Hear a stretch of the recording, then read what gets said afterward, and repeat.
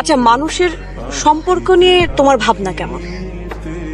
মানুষের সঙ্গে মানুষের, না একটা ছেলের সঙ্গে একটা মেয়ে? ছেলে এবং মেয়ে, মানে প্রেমের। পাওলো কোয়েলহো বলেছেন, love is the force that transforms and improves the soul of the world. ভালোবাসা পৃথিবীর আত্মাকে বদলে দেয়। এত মানুষের কথা কোট করো কেন? তোমার নিজের কোনো ভাবনা নেই? ভালোবাসার সব কথা মানুষ আগেই বলে ফেলছে, আমার নতুন করে আর বলার কিছু নেই।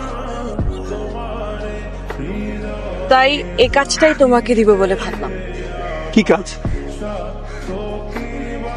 দেখো, মানুষ মানুষ কখনোই মানুষকে ভালোবাসতে পারবে না, কারণ মানুষ কেবলমাত্র তার নিজেকে ভালোবাসে। তাহলে প্রেম ভালোবাসা কি মিথ্যে? আসলে it's an art for living. মানুষ কখনোই প্রেমে পড়ে না, প্রেমের ধারণাটাকে ভালোবাসে। সেজন্যই তো প্রেম নিয়ে এত গান, এত কবিতা। সাদামাটা লৌকিক প্রেম আমাকে টানে না।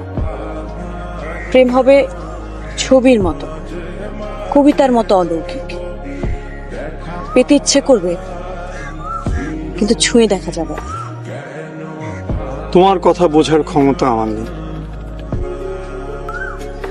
তুমি সবসময় বলো না, একটা গান শোনাই পেন্টার, আপনি খুব সুন্দর। কথাগুলো খুব সাধারণ, কিন্তু আমার ভালো লাগে। তোমার প্রকাশভঙ্গির কারণেই ভালো লাগে।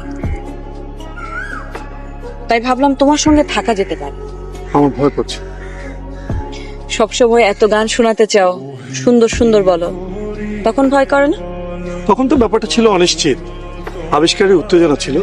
ব্যাপারটা এখনো অনিশ্চিত। যেসব গান তুমি আমাকে শোনাতে চাও, সেসব গান শুনতে শুনতে মনের মধ্যে যে ছবি তৈরি হয়, সেগুলো যদি আমার হাতে তুলে দিতে পারো, তাহলে আমি তোমার। কিভাবে সম্ভব? সম্ভব। প্রেম আসলে আছে, কিন্তু অনেক গভীর, অনেক বেশি অধরা। তুমি যেটাকে প্রেম মনে করো, সেটা সহজে পেয়ে যাওয়া বসবাসের চুক্তি ছাড়া আর কিচ্ছু না।